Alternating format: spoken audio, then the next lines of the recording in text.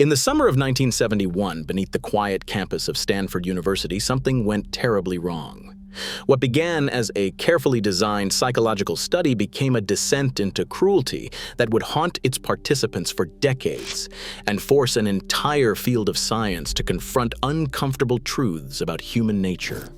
This is the story of an experiment that stripped away the thin veneer of civilization and revealed in just 6 days how ordinary people can become capable of extraordinary darkness. The man behind it all was Philip Zimbardo, a respected psychology professor with an ambitious question burning in his mind. He wanted to understand the psychology of imprisonment, to discover what happens when you place good people in an evil environment. Does the situation corrupt the individual, or does the individual resist the situation? To find the answers, Zimbardo would create a prison of his own, and he would watch as young men transform before his eyes in ways no one could have predicted.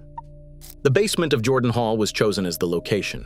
Its corridors were converted into a mock correctional facility, complete with small cells fitted with steel-barred doors. The windows were boarded up. The atmosphere was deliberately oppressive, designed to simulate the dehumanizing conditions of actual incarceration. Zimbardo spared no detail in his pursuit of authenticity, and he did not realize that this very authenticity would soon become a monster he could no longer control. 24 young men were selected from a pool of over 70 applicants who had responded to a newspaper advertisement. They were chosen specifically because they were the most psychologically stable, the most healthy, the most average. These were not troubled individuals or those with histories of violence.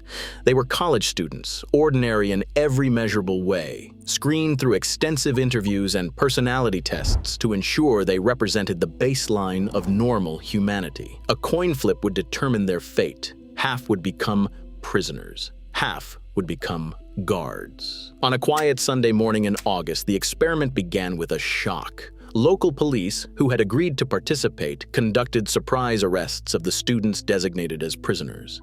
They were handcuffed, searched, and transported to the basement prison in patrol cars, all while their neighbors watched in confusion. This theatrical beginning was deliberate. Zimbardo wanted the prisoners to feel the disorientation and loss of control that comes with real arrest.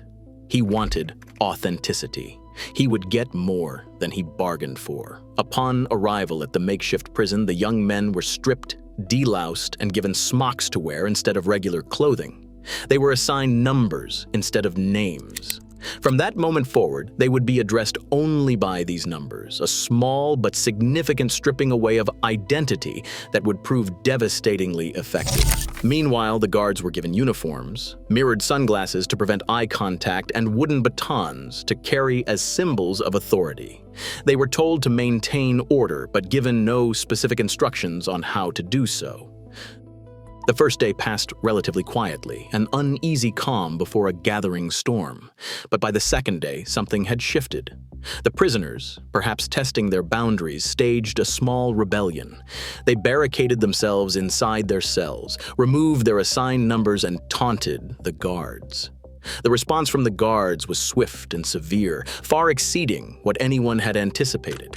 They used fire extinguishers to force the prisoners away from the doors, stripped them naked as punishment, and began a systematic campaign of psychological warfare that would only intensify as the days wore on. What followed was a rapid deterioration that stunned even Zimbardo himself. The guards, these ordinary college students who had been so carefully screened for psychological stability, began to devise increasingly creative methods of humiliation and control.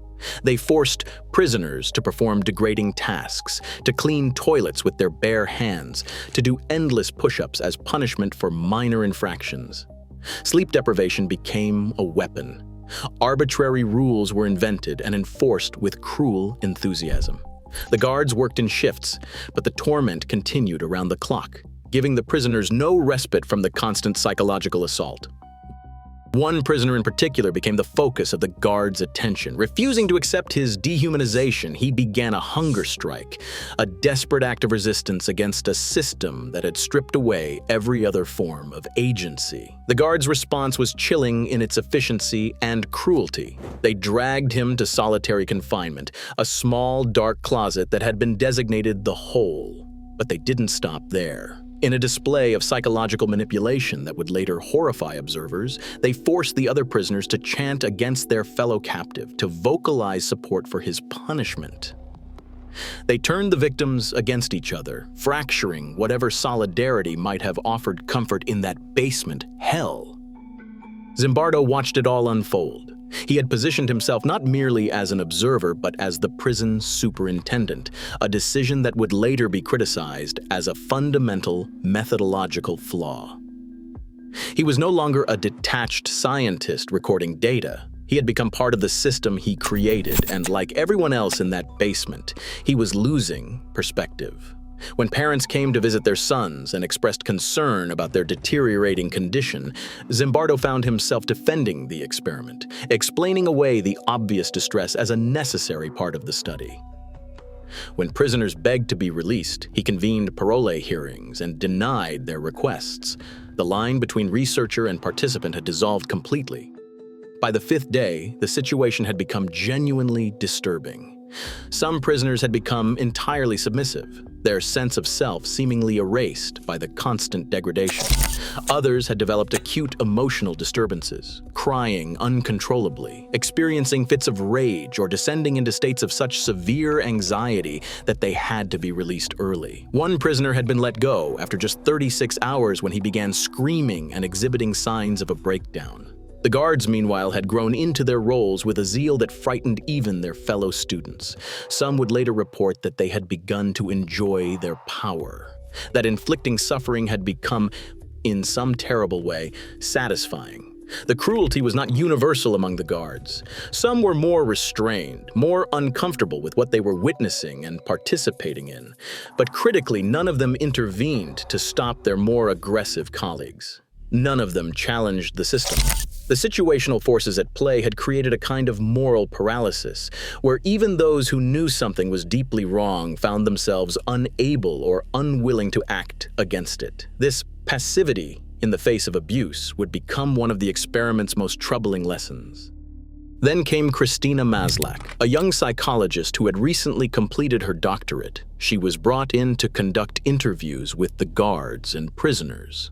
What she saw in that basement shook her to her core. These were not actors playing roles anymore. These were human beings, some of them broken, existing in a state of genuine suffering, while others wielded power with disturbing pleasure.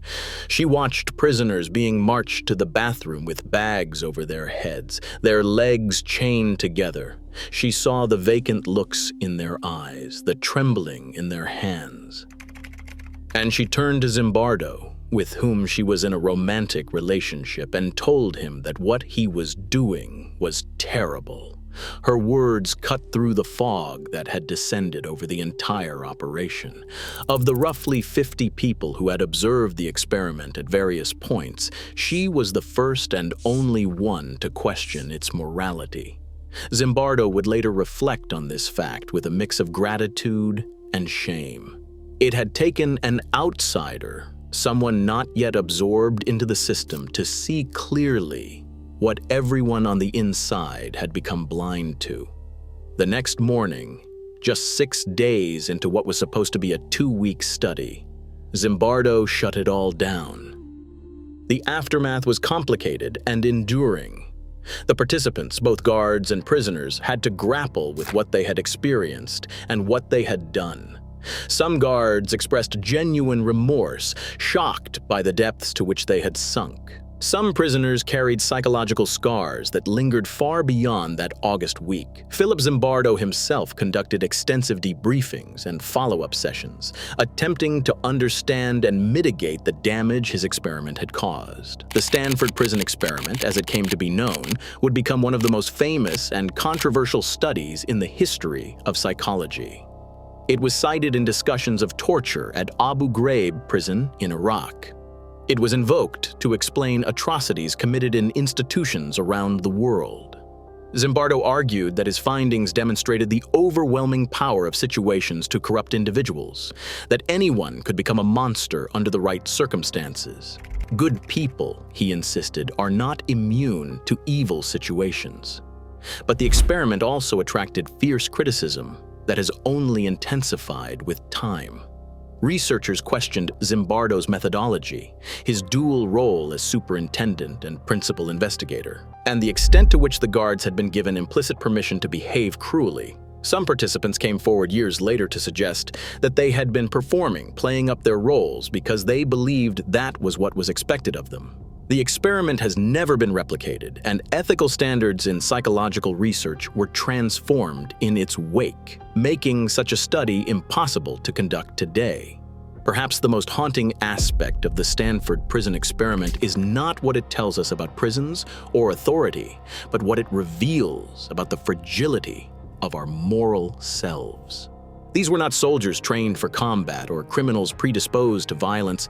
They were students, young men who could have been anyone's neighbor, anyone's son, anyone's friend. And yet, within days, some of them were capable of inflicting suffering that would have seemed unimaginable just a week before. The basement of Jordan Hall has long since been converted back to ordinary use. The cells have been dismantled, the bars removed. But the questions raised in that artificial prison continue to echo through our understanding of human nature.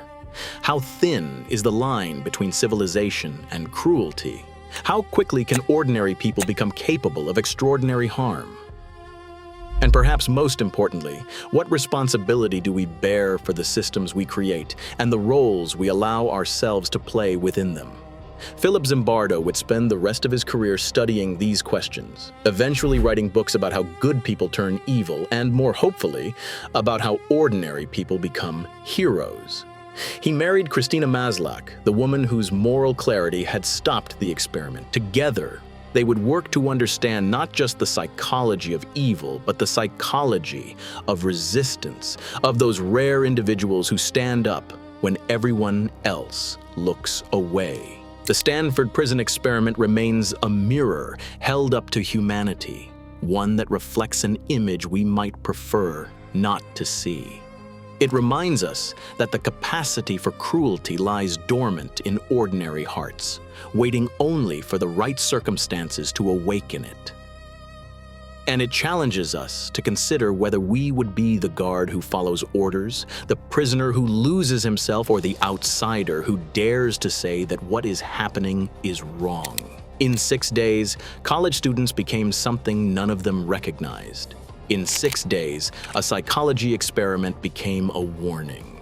And decades later, the lessons of that basement prison continue to haunt us, asking questions we may never fully answer about who we really are when the constraints of normal life fall away.